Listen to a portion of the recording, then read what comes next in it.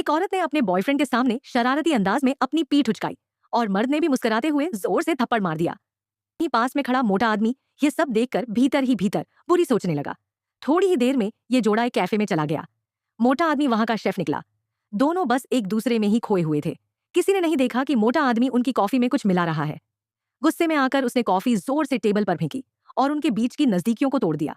लेकिन जैसे ही लड़की कॉफी पीने ही वाली थी, एक वेटर ने जोर से घंटी बजानी शुरू कर दी। मोटा आदमी अब बंदूक निकाल लाया, जिससे माहौल और तनावपूर्ण हो गया। लड़का समझा कि ये डकैती है। उसने भी अपनी पिस्टल निकाल ली और मोटे आदमी को चेतावनी दी कि कोई गलती ना करे। साथ ही वेटर को भी चुप रहने को कहा। मोटा आदमी लड़के की गंभीरता देखकर डर गया और अपनी बंदूक फेंक दी।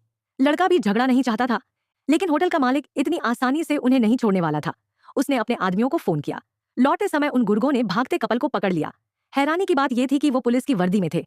लड़की ने उन्हें असली पुलिस समझा और गाड़ी रोक दी और फिर से अपने हुस्न का इस्तेमाल करने की कोशिश की। लेकिन जब उसे शक हुआ, तब तक उसका बॉयफ्रेंड गाड़ी से खींचा जा चुका था और उसका गला दबाया जा रहा था। लड़की ने मदद करनी चाहिए, लेकिन उसे भी बेहोश करने वाली गोली मार दी गई। दोनों को उठाकर कार में डाला गया और वापस होटल लाया गया। लड़के को एक गहरे गड्ढे में फेंक दिया गया, जहां पहले से ही कुछ लाशें थी। साफ था कि यह कोई पहली वारदात नहीं थी।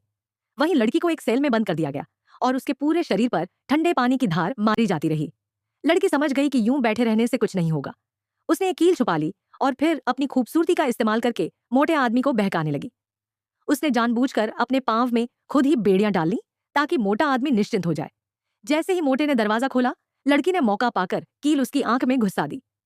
उसी समय लड़का भी गड्ढे से निकल आया और आकर मोटे को मार गिराया।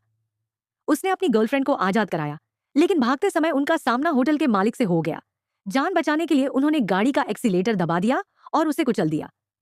आखिरकार उन दोनों ने बुराई को मात दी और सुरक्षित हो